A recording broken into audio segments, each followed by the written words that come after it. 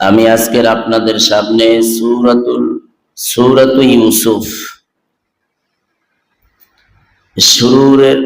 সূরার শুরুতে এই সূরার শুরু থেকে কিছু আয়াতে কারিমা আমি আপনাদের সামনে তেলাওয়াত করেছি। এই সূরার প্রেক্ষাপট, এই সূরা কেন নাজিল হয়েছে, কোন উদ্দেশ্যকে সামনে রেখে এই সূরা আল্লাহ তাআলা অবতীর্ণ করেছেন, গোটা কোরআনের ভিতরে আল্লাহ তাআলা যত ইতিহাস, যত ঘটনা তুলে ধরেছেন, সমস্ত ঘটনার ভিতর থেকে উৎকৃষ্ট, উত্তম, বেস্ট স্টোরি তথা সুন্দর ঘটনা কাহিনী, তা হচ্ছে ইউসুফ আলাইহিস সালামের ঘটনা। আল্লাহ নিজেই বলেছেন আহসানাল কসস, উত্তম কাহিনী। এর ভিতরে অনেক শিক্ষা আমাদের জন্য রয়েছে। আল্লাহ যদি হায়াতে বাঁচায় রাখে, আগামী কয়েক জুমা এই সূরার উপরে আলোচনা রাখা হবে ইনশাআল্লাহ। তো এই সূরা অবতীর্ণ করার পরে শুরুতেই আমরা দেখতে পাই আল্লাহ তাআলা বলেছেন আলিফ লাম র, তিনটা অক্ষর। আলিফ একটা অক্ষর, লাম একটা অক্ষর, র একটা অক্ষর। শুধু এই সূরার শুরুতেই নয়, বহু সূরার আল্লাহ তাআলা নাজিল করতে গিয়ে সূরার শুরুতে আমরা দেখতে পাই কিছু অক্ষর দিয়ে আল্লাহ তাআলা সূরা শুরু করেছেন। পবিত্র কালামে পাক থেকে সূরাতু ইয়াসিন যখন খুলবেন, তো প্রথমেই দেখতে পাবেন সেখানে দুইটা অক্ষর দিয়ে আল্লাহ তাআলা বলেছেন ইয়াসিন। কোরআন যদি আমরা প্রথমে খুলি, সেখানে আমরা দেখতে পাই আল্লাহ তাআলা সেখানে বলেছেন আলিফ লাম মিম, অক্ষর, হরুফে মুকাত্তিআত। এগুলো হচ্ছে আয়াতে মুতাশাবিহাত। এই গোটা কোরআনটা ৬৬৬৬ আয়াত। এটাকে আমরা দুই ভাগে ভাগ করতে পারি। কিছু আয়াত হচ্ছে আয়াতে মুহকামাত, হুকুম বিশিষ্ট আয়াত। নামাজ পড়তে হবে, হজ করতে হবে, যাকাত দিতে হবে, সৎ কাজের আদেশ করতে হবে, অসৎ কাজ থেকে নিষেধ করতে হবে। এগুলো সব আয়াতে মুহকামাত, হুকুম বিশিষ্ট আয়াত। আর এক ধরনের আয়াত আছে আয়াতে মুতাশাবিহাত।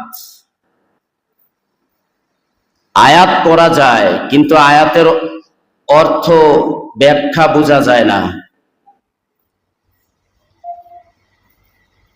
এই আয়াতে মুতাশাবিহাত আবার দুই প্রকার। আয়াতে মুতাশাবিহাতের অর্থ বোঝা যায় কিন্তু ব্যাখ্যা বোঝা যায় না। আর কিছু আয়াত আছে এর ভিতর থেকে অর্থও বোঝা যায় না, ব্যাখ্যাও বোঝা যায় না। তো যেগুলোর অর্থও বোঝা যায় না, ব্যাখ্যাও বোঝা যায় না, সেগুলোই হচ্ছে হরুফে মুকাত্তাআত তথা আলিফ লাম মিম। এটার অর্থও জানা নাই, ব্যাখ্যাও প্রশ্নই আসে না। কোন মুফাসসিরিনে কেরাম এগুলোর অর্থ করেন নাই, ব্যাখ্যাও করার প্রশ্নই আসে না, কারণ ব্যাখ্যা আল্লাহ নিজেই করেন নাই। এজন্য এই আয়াত যখন সামনে মুফাসসিরিনে কেরামের সামনে যখন আসে, তখন তারা এক কথাই বলে আল্লাহু বিমুরাদিহি বিযালিক, অথবা আল্লাহু ওয়া রাসূলুহু বিমুরাদিহি বিযালিক, যে আল্লাহ এবং তার রাসূল এর উদ্দেশ্য ভালো জানে, এর অর্থ কি হবে, এর ব্যাখ্যা কি হবে আল্লাহই ভালো জানেন। তো বিভিন্ন সূরার শুরুতে আমরা এই অক্ষরগুলা দেখতে পাই। আল্লাহ বলেন আলিফ লাম মিম, অন্য জায়গায় বলেন কফ, আর এক সূরার আয়াতের শুরুতে আল্লাহ বলেন সদ, অন্য এক সূরার শুরুতে আল্লাহ বলেন নুন। এভাবে অক্ষর দিয়া দিয়ে আল্লাহ তাআলা সূরা শুরু করেছেন। প্রশ্ন হলো, যেগুলো অর্থ বোঝা যায় না, ব্যাখ্যা তো প্রশ্নই আসে না, তাহলে আল্লাহ দিলেন কেন? সূরার শুরুতেই অক্ষর দিয়ে আল্লাহ কেন শুরু করলেন? যেমন আমরা আজকে সূরা ইউসুফের শুরুতেও আমরা শুনলাম আলিফ লাম র। আল্লাহ এখানে 3টে অক্ষর দিয়ে শুরু করেছেন, আলিফ লাম র। অক্ষর, এর অর্থ জানা নাই, ব্যাখ্যা তো আরো পরের বিষয়। সবচেয়ে বড় মুফাসসির হচ্ছেন আব্দুল্লাহ ইবনে আব্বাস রাদিয়াল্লাহু তাআলা আনহুমা, রাসূলের চাচাতো ভাই। তিনিও যখন এই আয়াতের ব্যাখ্যায় সামনে আসেন, তিনিও বলেন এর উদ্দেশ্য আল্লাহ এবং রাসূলই ভালো জানেন, আমরা জানি না। সমস্ত মুফাসসিরিনে কেরাম এই ব্যাপারে একমত, যেগুলোর অর্থ, এগুলোর মাফহুম, এগুলোর ব্যাখ্যা কি হবে, একমাত্র আল্লাহ তাআলাই ভালো জানেন।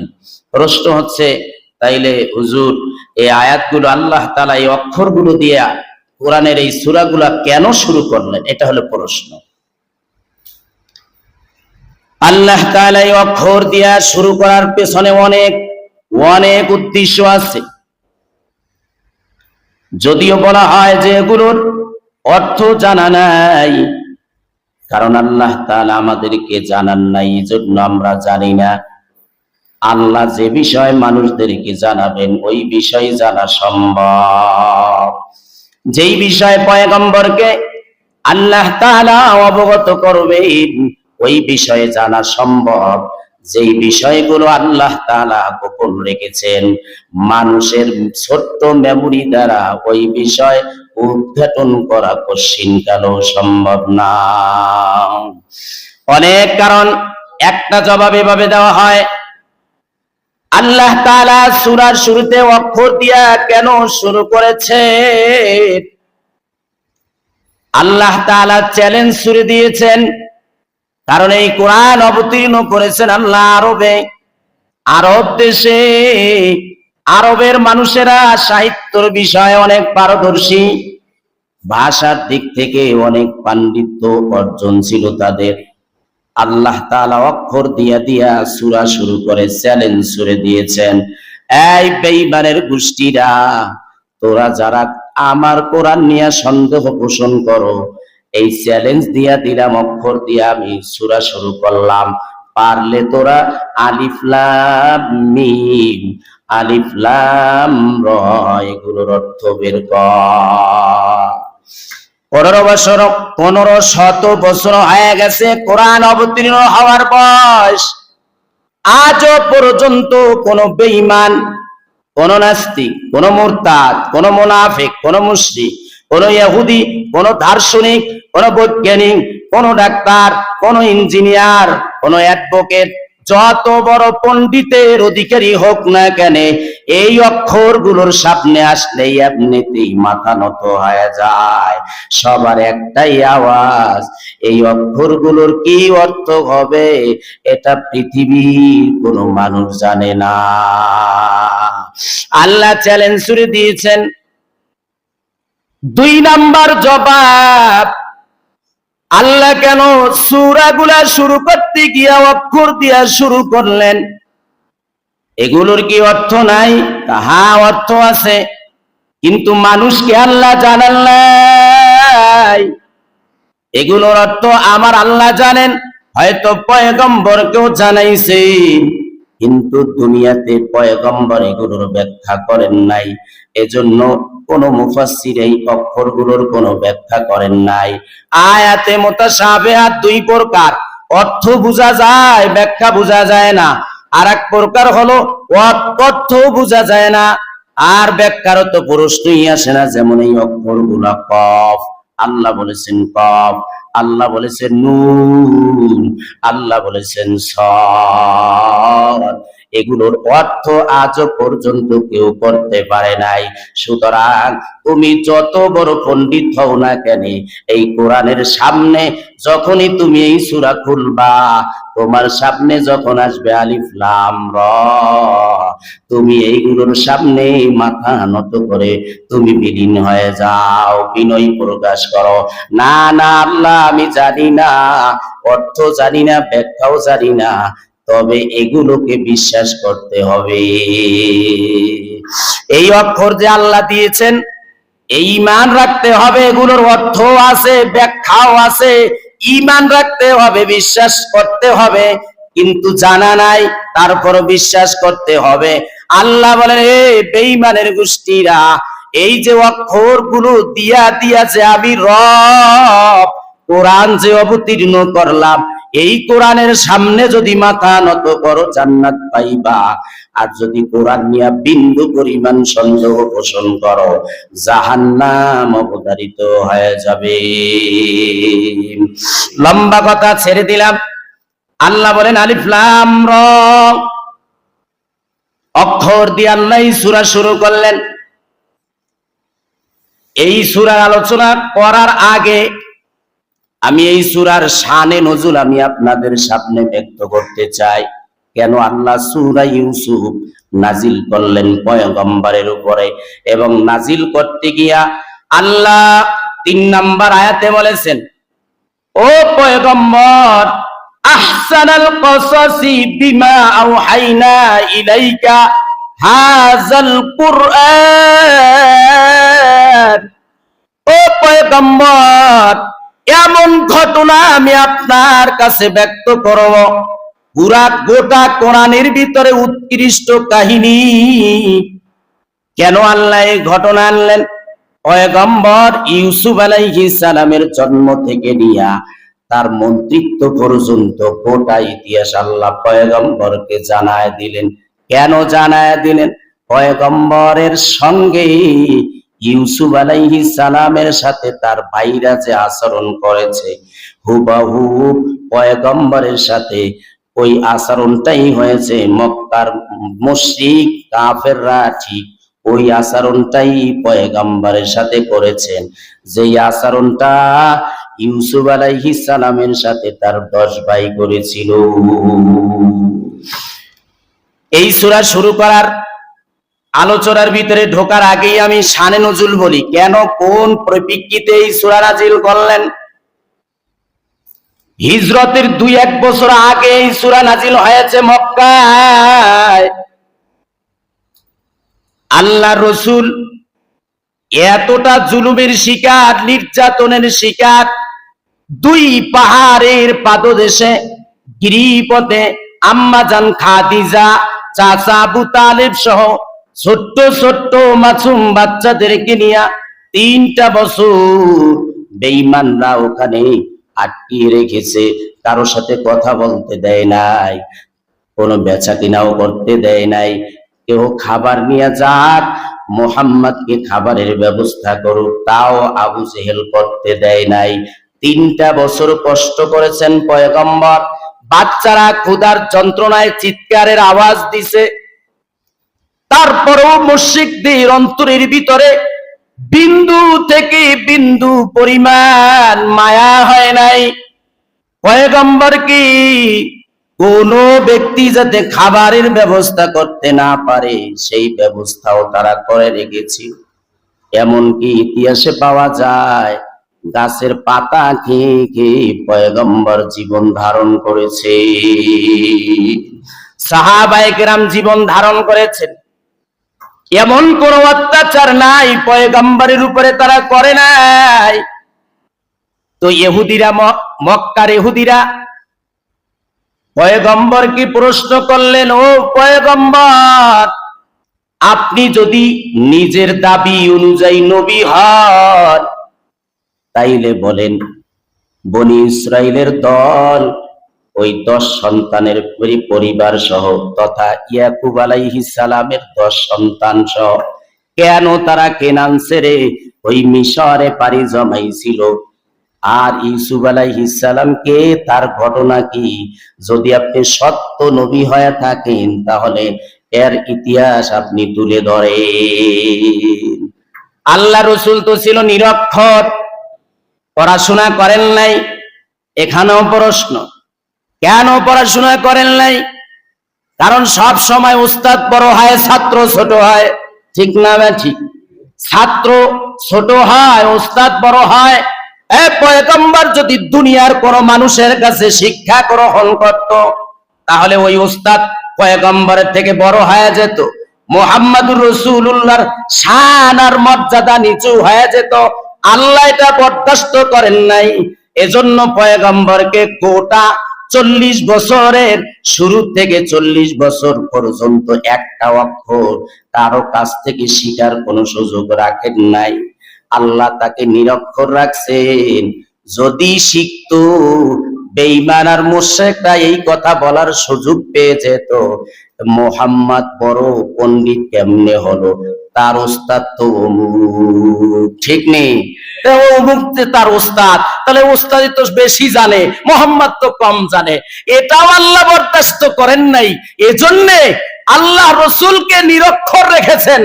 পড়াশোনা করেন নাই, কারো কাছ থেকে কোন জিনিস শিখেন নাই, লিখতেও পারেন না। ওই জিব্রাইল হেরা গুহায়, আজও পর্যন্ত সেই হেরা গুহায় এখনো আছে। প্রায় 1.5 ঘন্টা লাগে ওই হেরা গুহায় উঠতে। হাজী সাহেবরা যায়, যেই হেরা গুহায় এখনো পাথরের গায়ে লেখা আছে ইকরা বিসমি রাব্বিকাল্লাযী খালাক, আছে না নাই? এখনো আছে। ওই হেরা গুহায় কোরআন অবতীর্ণ হয়েছে পয়গম্বরের উপরে। তো আল্লাহ রসুলকে নিরক্ষর রেখেছেন। জিব্রাইল আইসেই যখন বললেন ইকরা, ও পয়গম্বর আপনি পাঠ করেন, আল্লাহ রসুল কি জবাবটা দিয়েছে? বুখারীর বর্ণনা এসেছে, মা নাবি কারিন, ও জিব্রাইল, আরে আমি তো পড়তেই জানি না, আমি তো কারি না, আমি তো পড়তেই জানি না। সুবহানাল্লাহ বলেন। আমারে পড়তে কও, আরে আমি তো পড়তেই জানি না, আমি তো পড়াই শিখি নাই, তাহলে আমি পড়বো কিভাবে? এবারে জিব্রাইল বিস্তারিত ব্যাখ্যা। এই আলোচনা যদি এখন রাখি 1 ঘন্টায় শেষ হবে না। ওই বুখারীর লম্বা হাদিসে এসেছে বাবুল ওয়াহি, ওহির অধ্যায় এসেছে, সেখানে বারবার 3 বার জিব্রাইল আল্লাহর রসুলকে আনজা করে এরকম চাপ দিয়েছে। 3 বারই বলেছেন ইকরা। আল্লাহ রসুল 3 বারই জবাব দিয়েছেন মা আনা বিকারিন, আমি পড়তে জানি না। শেষবারে জিব্রাইল পড়লেন ইকরা বিসমি রাব্বিকাল্লাযী খালাক, খালাকাল ইনসানা মিন আলাক। ও পয়গম্বর আপনি পড়বেন, পড়েন ওই রবের নামে যেই রব আপনাকে বানাইছে, যেই রব মানুষকে জমাট রক্ত দিয়ে সৃষ্টি করেছেন। গোটা 5টা আয়াত টান মেরে জিব্রাইল তেলাওয়াত করলেন, আল্লাহ রসুল তেলাওয়াত করলেন। সুবহানাল্লাহ। তো ইহুদিরা প্রশ্ন করলো, আপনি যদি সত্য নবী হয়ে থাকেন তাইলে বলেন ইয়াকুব নবীর 10 সন্তান 10 ফ্যামিলি সহ কেন তারা সেই মিশরে গিয়েছিল? ইউসুফ আলাইহিস সালামের কাহিনী কি? যদি সত্য নবী হয়ে থাকেন তাহলে বলে।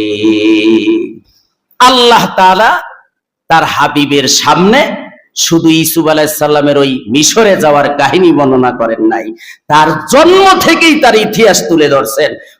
তুলে ধরে আল্লাহ বলেছেন আহসানাল কসাস। হ্যাঁ পয়গম্বর, এই গোটা কোরআনের ভিতরে যত কাহিনী, ইব্রাহিম নবীর কাহিনী, ইয়াকুব আলাইহিস সালামের কাহিনী, মূসা নবীর কাহিনী, ঈসা পয়গম্বরের কাহিনী, আমি যত নবীর কাহিনী, যত ইতিহাস তুলে ধরেছি, এই গোটা কাহিনীর ভিতর থেকে পয়গম্বর ইউসুফ আলাইহিস সালামের কাহিনী হলো সর্বশ্রেষ্ঠ কাহিনী। আল্লাহ তাআলা বলেন তিলকা আয়াতুল কিতাবিল মুবিন। আল্লাহ বলেন এগুলো সুস্পষ্ট কিতাবের আয়াত। প্রথম কথা আল্লাহ বলেন তিলকা আয়াতুল কিতাবিল মুবিন। তিলকা বমানা হাজা, এইগুলো সুস্পষ্ট কিতাবের আয়াত। তার মানে হচ্ছে এখানে কোনো গোপন নাই, কোনো কিছু অস্পষ্ট নাই। এই ইহুদির গোষ্ঠীরা, আমি পয়গম্বরের উপরে যা অবতীর্ণ করতেছি, যা নাজিল করতেছি, এর ভিতরে কোনো অস্পষ্টতা নাই। সুস্পষ্ট কিতাব, সুস্পষ্ট আয়াত, এমন আয়াত যা তোমরাও বুঝতে পারবা। এমন আয়াত আমি নাজিল করি নাই যা তোমরা বুঝতে পারবা না, যার ব্যাখ্যা বোঝা সম্ভব না, এমন কিছু আমি অবতীর্ণ করি নাই। আমি বলেছি তিলকা আয়াতুল কিতাবিল মুবিন, ও পয়গম্বর, এগুলো সুস্পষ্ট কিতাবের আয়াত। এরপরে আল্লাহ বলেন, ইন্না আনজালনাহু কুরআনা, আমি আল্লাহ এই কোরআনকে অবতীর্ণ করেছি আরাবিয়্যান লাআল্লাকুম তা'কিলুন, আমি আল্লাহ এই কোরআনকে আরবি ভাষায় অবতীর্ণ করেছি লাআল্লাকুম তা'কিলুন, যাতে তোমরা বুঝতে পারো। আরবি ভাষায় আল্লাহ এই কোরআন অবতীর্ণ করেছে। কোন ভাষায় বলেন? কোন ভাষায়? আর আমরা কথা বলি কোন ভাষায়? বাংলা ভাষায়। গোটা পৃথিবীতে 13 অথবা 15,000 ভাষার আবিষ্কার আছে। 13 অথবা 15,000 ভাষায় মানুষ কথা বলে। ইংরেজি, বাংলা, আরবি, উর্দু, ফার্সি, চাইনিজ, তারপরে আরো অনেক ভাষা আছে। এই গোটা সব মিলাইয়া আল্লাহ এই গোটা পৃথিবীতে মানুষ যত ভাষায় কথা বলে 13 অথবা 15,000 ভাষায় মাত্র কথা বলে। অথচ আল্লাহ তাআলা পয়গম্বর আদম আলাইহিস সালামকে 7 লক্ষ ভাষার পাণ্ডিত্য শিক্ষা দিয়েছেন। কত ভাষার বলেন না? কত ভাষার? 7 লক্ষ ভাষা শিক্ষা দিয়েছেন আদম নবীকে। এইপরে যারা বলেন হুজুররা তো মোল্লা, এরা তো জ্ঞানী না, এদের ভিতরে কিছু নাই, তাহলে পয়গম্বর আদমের সন্তানই তো আমরা, এই তোমরা কত ভাষায় পণ্ডিত? আদম আলাইহিস সালামের ভাষাই ছিল 7 লক্ষ। মাত্র সারা পৃথিবীতে এই আদম নবী থেকে এ পর্যন্ত কয়েক শত হাজার বছর চলে গেছে, ভাষায় কথা বলে মাত্র 15,000, বাকি সব পইরেই রয়েছে। কথা ঠিক না? ঠিক। তাহলে সব থেকে বড় শিক্ষিত কে? আশ্চর্য কথা, বুঝেন না? আমাদের আদি পিতা আদম, বলেন না? আমাদের আদি পিতা। তাহলে মানুষ কি বানরের তৈরি? হ্যাঁ, বানর থেকে আইছে। আশ্চর্য ব্যাপার। হারে টপ লেভেলের শিক্ষিত বাবার সন্তান আমরা। কথা ঠিক না? ঠিক। এমন শিক্ষিত আজ পর্যন্ত এমন বাবা দুনিয়াতে আসে নাই, আসবেও না। বাবা ছাড়া বাবা, বলেন না? বাবা ছাড়া আদমের বাবা আছে নাকি? হাওয়ার বাবা আছে নাকি? আশ্চর্য, এমন বাবা আল্লাহর কুদরতি হাত লাগাইয়া যারে বানাইছে, সেই বাবার, সেই শিক্ষিত বাবার সন্তান আমরা। তাইলে আমাদের মন আর দিল ছোট হবে কেন? দুনিয়াদারদের সামনে আমরা কেন ছোট হব? কারণ আমরা তো শিক্ষিত বাবার সন্তান। কথা ঠিক না? ঠিক। অভাব কোন জায়গায়? এই মানুষ বলে মাদ্রাসায় পড়লে খাবি কি? কয় কি কয় না? মাদ্রাসায় বললে খাবি কি? কোরআন পড়লে বলে কয় খাবি কি? আরে কোরআন পড়লে খায় না, কোরআন পড়লে তারা খায় না। তাদের সামনে অনেক খাবার আসে, গ্রহণ করে না। কোরমা, পোলাও, বিরিয়ানি, কত কিছু আয়, খান হুজুর খান। কয় না, কয়টা ভাত দেন আর ডাল দেন। এই গোস্ত খাইতে খাইতে এখন পেটের ভিতরে সব গোস্ত হয়ে গেছে। কথা ঠিক না?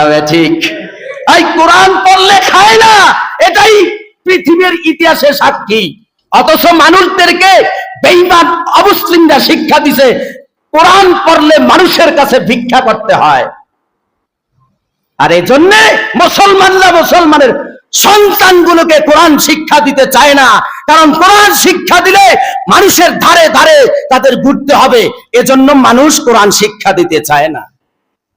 তবে হ্যাঁ, যারা ঘুরায় এদেরকে আমরা সমর্থন করি না, এটা ঠিক না।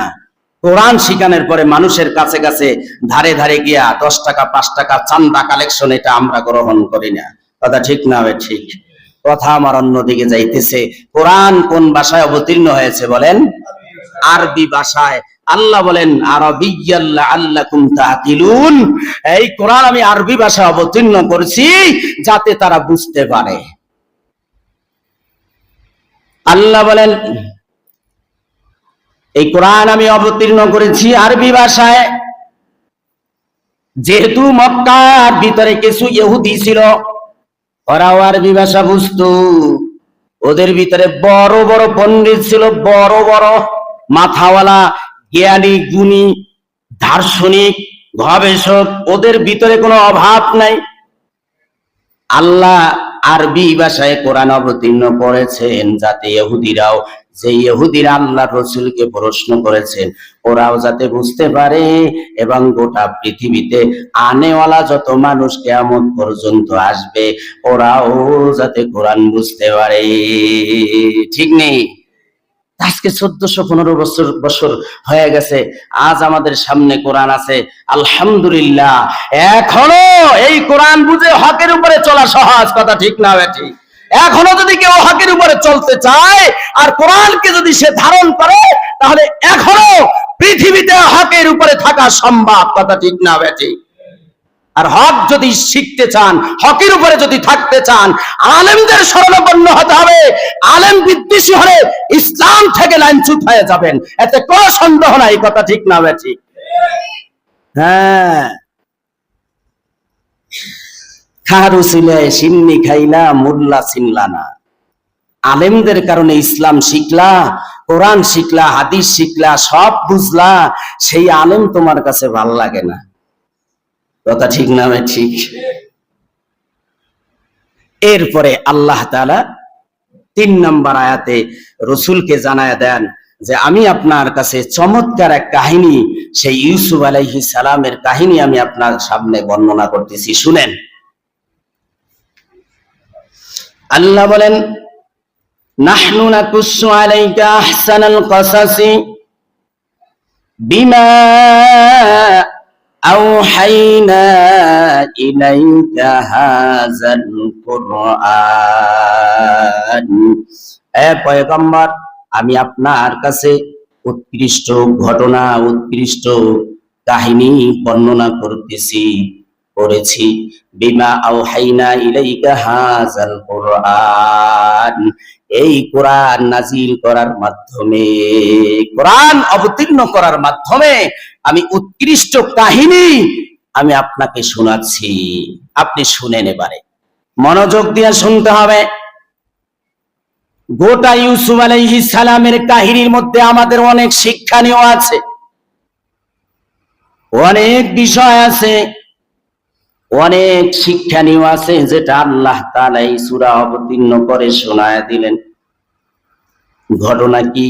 আল্লাহ তাআলা বলেন ওয়াইন কুনতা মিন ক্বাবলিহি লামিনাল গাফিলিন। আল্লাহ বলেন ও পয়গম্বর, ইতিপূর্বে এই ঘটনা সম্পর্কে আপনি কোনো অবগতই ছিলেন না।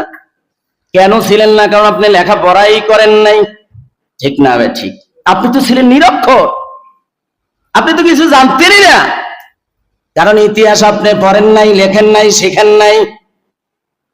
ইউসুফ আলাইহিস সালামের ইতিহাস আপনার জানা নাই, এই ব্যাপারে আপনি অবগত ছিলেন না।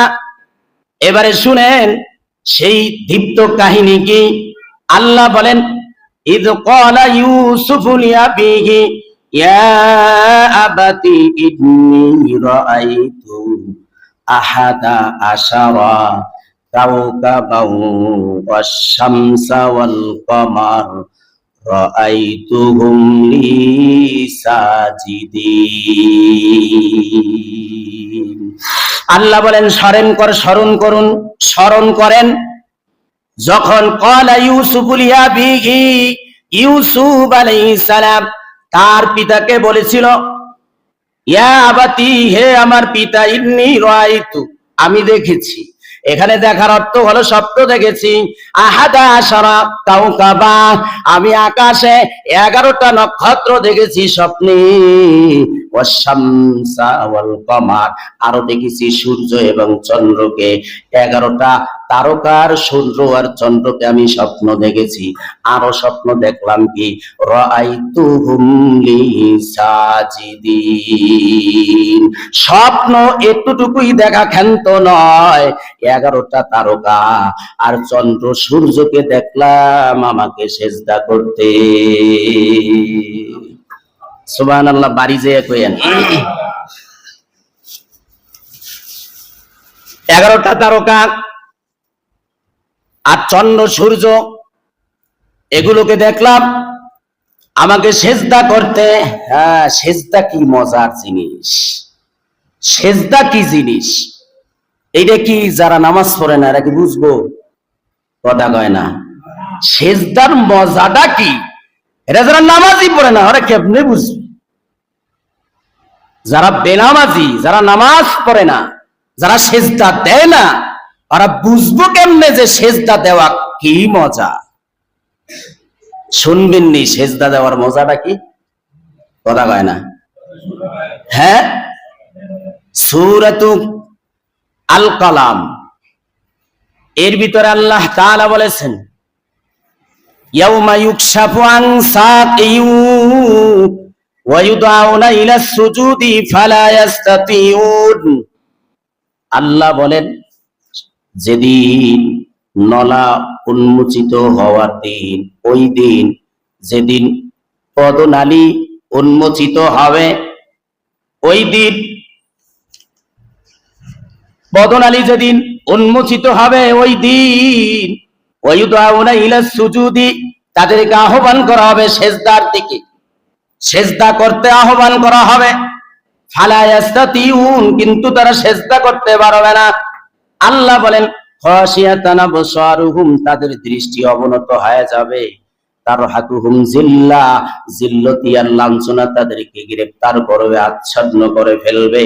ওয়াকাদ কানু ইউদাউনা ইলা সুজুদি ওয়া হুম সালিমুন, এমন অবস্থায় যে তাদেরকে দুনিয়াতে সিজদার জন্য আহ্বান করা হয়েছিল, অহুম সালিমুন, তারা নিরাপদ থাকা অবস্থায়, অর্থাৎ তারা সুস্থ থাকা অবস্থায় তাদেরকে আহ্বান করা হয়েছিল সেজদা করতে, কিন্তু তারা সেজদা দেয় নাই।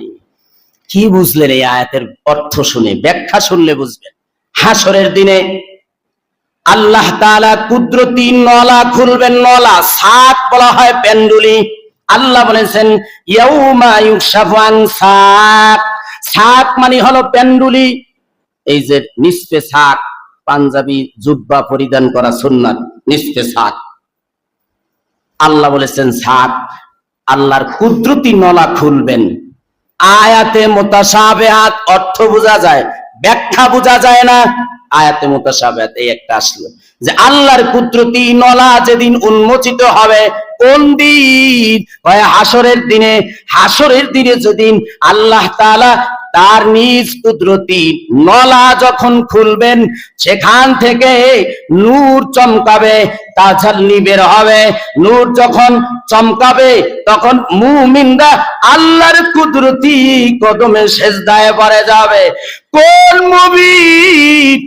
যেই মুমিনরা দুনিয়াতে আল্লাহকে ভুলে নাই, আল্লাহর কুদরতি কদমে সেজদা দিয়েছিল, সব সময় রবের কুদরতি কদমে সেজদা দিয়া যারা মজা পাইছে, ওরা হাসরের দিন আল্লাহর কুদরতি পদনালী যখন চমকাবে, তাজাল্লি যখন দিবে, ওরা তাজাল্লি দেখে সিজদায় সবাই পড়ে যাবে, সবাই সিজদায় পড়ে যাবে।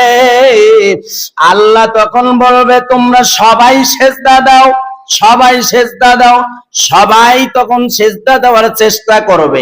হাসরের দিন মুমিনরা দাঁড়ায় থাকবে, মুশরিকরা দাঁড়ায় থাকবে, কাফেররা দাঁড়ায় থাকবে, এরপরে বেঈমানরা দাঁড়ায় থাকবে, মুনাফিকরাও দাঁড়ায় থাকবে। মুমিনরা তো আল্লাহর তাজাল্লি দেখে সেজদায় পড়ে যাবে, কিন্তু আল্লাহ বলে ইউদাউনা ইলা সুজুদি ফালা ইস্তাতিউন, মুমিনরা সবাই সেজদা করে যাবে। আল্লাহ বলবেন, দুনিয়াতে সেজদা দিছিলি? বলবে, হ্যাঁ দিছিলাম। কয়, তাইলে একটা কুদরতি আমার কদমে সেজদা দিয়া দেখা। মুমিনরা যারা দুনিয়াতে আল্লাহকে ভুলে নাই, যারা আল্লাহকে ভুলে নাই, ওই গভীর রজনীতেও যারা আল্লাহকে ভুলে নাই, আল্লাহর কুদরতি কদমে যারা সেজদা দিয়া মজা পেয়েছিল, যারা রবকে খুশি করার জন্য সব বিসর্জন দিছে, ওরা যখন আল্লাহর কুদরতি কদমে সেজদায় পড়ে যাবে, তখন একদল মানুষ সেজদা দিতে পারবে না। আল্লাহ বলেন ফালা ইয়াস্তাফিউন, মুমিনরা ওই দিন সেজদায় পড়ে, আল্লাহর কুদরতি কদমে সেজদায় পড়ে মুমিনরা কাল্লায় ভেঙ্গি পড়ে যাবে, কিন্তু মুশরিকরা দাঁড়ায় থাকবে, বেঈমানরা দাঁড়ায় থাকবে, মুনাফিকরা দাঁড়ায় থাকবে, যারা মানুষকে দেখানোর জন্য নামাজ পড়েছিল।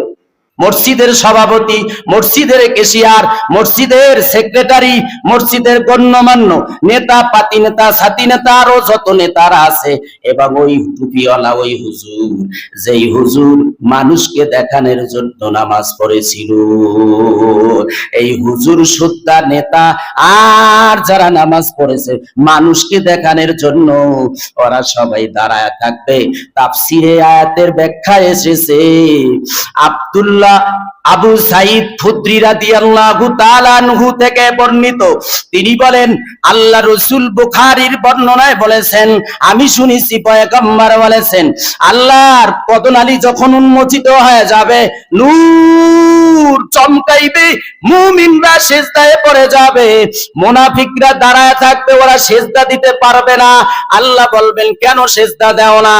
কয় তাফসীরে এসেছে, ওদের পিঠ তক্তার ন্যায় শক্ত হয়ে যাবে, ওই দিন ওরা সিজদা দিতে চাইবে কিন্তু ওরা সিজদা দিতে পারবে না, সবাই দাঁড়ায় থাকবে। এর মধ্যে দেখবে মুনাফিকরা দাঁড়ায় আছে, মুশরিকরা দাঁড়ায় আছে, ওরা সিজদা দিতে চাইবে কিন্তু সিজদা দিতে পারবে না।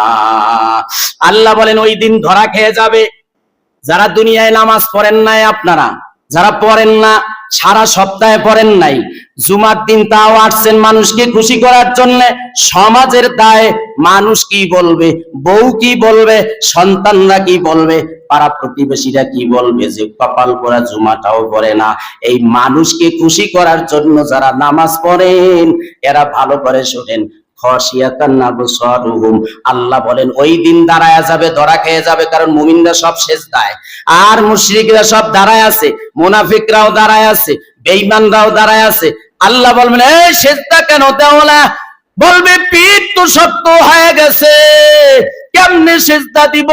দুনিয়াতে তো মানুষদেরকে দেখানোর জন্য, সমাজকে সন্তুষ্টি করার জন্য, ইমামকে সন্তুষ্ট করার জন্য নামাজ পড়েছিলাম, আজকে তো তক্তা হয়ে গেছে, পিঠ আর সিজদা দিতে পারি না। খাশিয়াতান আবসারুহুম, আল্লাহ বলবেন ওদের দৃষ্টি অবনত হয়ে যাবে, নিচু হয়ে যাবে, কারণ ধরা খাইছে, এখন আর উপরে তাকাবে না লজ্জায়। তার হাকুহুম জিল্লা, জিল্লতি আর লাঞ্ছনা তাদেরকে গ্রেফতার করবে, তারা সিজদা দিতে পারবে না। তাইলে বোঝা গেল সিজদা দেওয়া কত বড় ফজিলতের কাজ, ঠিক নেই? কি বুঝলেন? যে দুনিয়াতে যদি সিজদা রবের সন্তুষ্টির জন্য দেন তো ওখানে দিতে পারবেন, আর যদি দুনিয়াতে রবের সন্তুষ্টির জন্য সিজদা না দেন তাহলে ওখানে তক্তা হয়ে যাবেন, তক্তা। বিশ্বাস না হলে তাফসীর খুলে দেখেন, আয়াত নাম্বার আমি বলে দেই, সূরাতুল কালাম আয়াত হচ্ছে আপনার 42-43 নাম্বার আয়াত, আপনি খুলে দেখবেন, যারা মানুষকে সন্তুষ্টির জন্য নামাজ পড়ে, সিজদা দেয়, ওরা এখানে ঠিকই দেয় কিন্তু রবের সামনে দিতে পারবে না। যখন দিতে পারবে না, চোর যখন ধরা পড়ে, তখন বিচার জজ সাহেব কি বলে, যাও আরে মিয়া ঢুকাও, হ্যান্ডকাপ লাগাও, কথা ঠিক না বে ঠিক? চোর যখন ধরা পড়ে, যখন সব মামলা সব কিছু হাজির করার পরে সাক্ষীর মাধ্যমে যখন ধরা পড়ে যায়, বলে আরে লাগা, হ্যান্ডকাপ লাগা, কথা ঠিক না বে ঠিক? ওই হ্যান্ডকাপ কোন জায়গায় লাগাবে? সূরাতুল হাক্কা খুলবেন, সেখানে আল্লাহ বলেছেন খুযুহু ফাগুল্লু, হে ওরে ধর। আরে আমি নিয়ামত কম দেই নাই, পরে আমি অক্সিজেন ফ্রি অক্সিজেন ব্যবহার করার সুযোগ দিয়েছিলাম, ওই চাঁদের আলো, সূর্যের আলো, গাছের ফলগুলা খাওয়াইয়া ওরে রেখেছি, ওরে এত নিয়ামত দিয়েছি। অক্সিজেন একটা সেকেন্ডের জন্য যদি শ্বাস প্রশ্বাস বন্ধ হয়ে যায়, ও দুনিয়ায় বাঁচতো না। কিন্তু আমি আল্লাহ ওরে সুযোগটা দিয়েছি যাতে ও শ্বাস প্রশ্বাস নিতে পারে। আমি সূর্যের আলো ফিরি ফিরি দিয়েছিলাম। পানি কত হাজার টন পানি আমরা খেয়েছি, আরো খাবো বাঁচলে। এগুলো ফিরি ফিরি নিয়ামত আমি দিয়েছিলাম, কিন্তু কপাল পরা আমার কুদরতি কদমে আমার সন্তুষ্টির জন্য সেজদা দেয় নাই। এবারে ওরে ধর, খুযুহু ফাগুল্লু, ওরে ধর। খালি কি ধর না, আল্লাহ বলেন ফাগুল্লুহু, ওরে শিকল লাগা, ওরে শিকল লাগা, ওরে হ্যান্ডকাপ পরা। সুম্মাল জাহিম সাল্লু। তাফসিরে আব্দুল্লাহ ইবনে আব্বাস বলেন, যেই শিকলটা লাগানো হবে এত বড় শিকল হবে লোহার, যা পৃথিবীর সব লোহার সমতুল্য। এত বড় হবে, ওই শিকলটা পায়খানার রাস্তা দিয়ে ঢুকানো হবে, এরপরে মুখ দিয়ে বের করানো হবে, এরপরে শিকলটা আটকায়া ওই শিকলের ভিতরে লম্বা লম্বা আংটা থাকবে, শরীরটা চিরে ফেলবে। আল্লাহ বলবেন সুম্মাল জাহিম, আরে জাহান্নামের মধ্যে নিক্ষেপ কর, এরে ধর, ভালো করে ধর। ওরে তো কত নিয়ামত দিয়েছিলাম, কিন্তু নিয়ামতের অনাশুকরিয়া করেছে, আবার কুদরতি কদমে সেজদা দেয় নাই, আমাকে ভুলে গিয়েছিল। এত কিছু ওরে দিয়েছিলাম, এরপরও আবার কুদরতি কদমে সেজদা দেয় নাই। ও অহংকারী করেছে, ও দাম্ভিক ছিল, ওর কদম জমিনে পড়ে নাই, অর্থের কারণে মানুষকে মানুষ মনে করে নাই। ওরে ভালো করে ধর, ধরে ধরে ওই দিন জাহান্নামের মধ্যে নিক্ষেপ করবে। আল্লাহ রাসূল বলেন, জাহান্নামের উপর থেকে একটা পাথর ছেড়ে দিলে ওই পাথরটা জাহান্নামের তলদেশে এসে পড়তে 40 বছর সময় লাগবে। অন্য বর্ণনায় এসে 70 বছর। এত গভীর।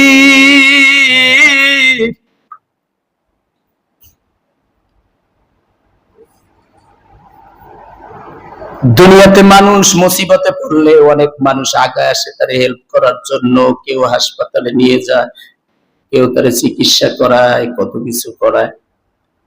ওই দিন মুনাফিকরা কারো সাহায্য পাবে না, মুশরিকরা কারো সাহায্য পাবে না, কাফেররা কেউ সাহায্য পাবে না। শিকল দিয়ে বেঁধে বেঁধে যখন জাহান্নামের মধ্যে ফেলে দিবে, যুবক ভাই যারা নামাজ পড়ো না, আল্লাহর হুকুম যারা মানো না, মনে করছো আরো 50-100 বছর পরে তুমি মারা যাইবা। না না, মরণের কোনো সিরিয়াল নাই, জন্মের সিরিয়াল আছে। আগে দাদা আসে, তারপরে বাবা আসে, তারপরে সন্তান, কিন্তু মরণের কোনো সিরিয়াল নাই। হাসরের দিনে ওই দিন আল্লাহ যেদিন ডাক দিবে, আওয়াজ দিয়া বলবে, ওরে কত নিয়ামত দিয়েছিলাম, কিন্তু আমার নিয়ামতকে ভক্ষণ করেছে, কিন্তু কদর করে নাই, শুকর আদায় করে নাই, আমার কদমে সেজদা দেয়।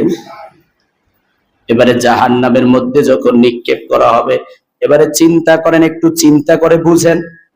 ওই দিন আল্লাহ নিজে বলেছেন, সন্তান বাবাকে দেখে বেগে যাবে, মা আর সন্তানকে দেখে বেগে যাবে, স্বামী তার স্ত্রীকে দেখে বেগে যাবে। স্বামী বলবে, দুনিয়াতে তো আমার বিবাহই আমি করি নাই, আমার কোনো স্ত্রী ছিল না। স্ত্রী বলবে, দুনিয়াতে আমার কোনো স্বামী ছিল না। সন্তান বলবে, দুনিয়াতে আমার কোনো বাবা ছিল না। আহারে,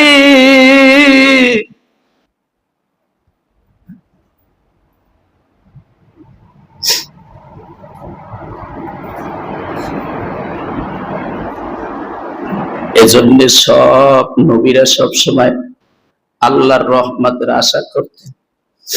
হে আল্লাহ, আপনার রহমতের আশা ছাড়া জাহান্নাম থেকে বাঁচার কোনো কায়দা নাই। আপনি একটু চিন্তা করেন যে ওই দিন যদি আমাকে শিকলে আবদ্ধ করে জাহান্নামের মধ্যে ফেলে দেওয়া হয়, তাহলে আমাকে কে সাহায্য করবে? কেউই সাহায্য করবে না। যদি কেউ সাহায্য করে একমাত্র আমাদের নবী ছাড়া কেউ সাহায্য করতে পারবে না। এজন্য ভাই, সিজদা দেওয়ার মজা যদি দুনিয়াতে পান, তাহলে হাসরের দিনেও আল্লাহর সামনে বিশ্বাস হয় না। বিশ্বাস হয় না দেখি তো আপনার দাদা মরল, বিশ্বাস হয় নাই দেখে আপনার দাদার দাদা মরল।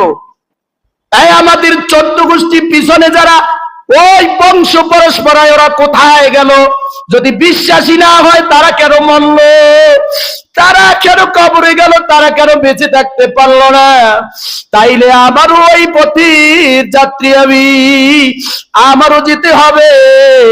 তাইলে রবের সামনে আমারও দাঁড়াতে হবে, এটাই দাবি, এটাই দাবি। আমার দাদা যেহেতু মারা গেছে, তার দাদাও মারা গেছে, তার দাদাও মারা গেছে, তারা যেহেতু মারা গেছে আমিও মরবো। তারা যেহেতু মারা গেছে তারাও রবের সামনে দাঁড়াবে। তাদের মরণটা যেমন সত্য, আপনার বাবা মারা গেছে, আপনার বাবার মরণটা যেমন সত্য, ঠিক আমার মরণটা একদিন আসবে, ওটাও তেমনি সত্য। মরণটা যেমন সত্য, রবের সামনে দাঁড়াতে হবে, এটাও তেমন সত্য। আল্লাহ যে বলছেন মুমিনরা ওই দিন সিজদা দিবে, এটাও তেমনি সত্য। যদি বিশ্বাস করেন তাহলে মুমিন, আর বিশ্বাস না করলে বেঈমান। বন্ধুরা আমার, এজন্য আসেন আজকের সূরা ইউসুফ থেকে এটাই শিক্ষা হলো, যতদিন বেঁচে থাকি রবের সন্তুষ্টির জন্য সিজদা দিবেন তো? কথা বলেন, কার সন্তুষ্টির জন্য সিজদা দিবেন?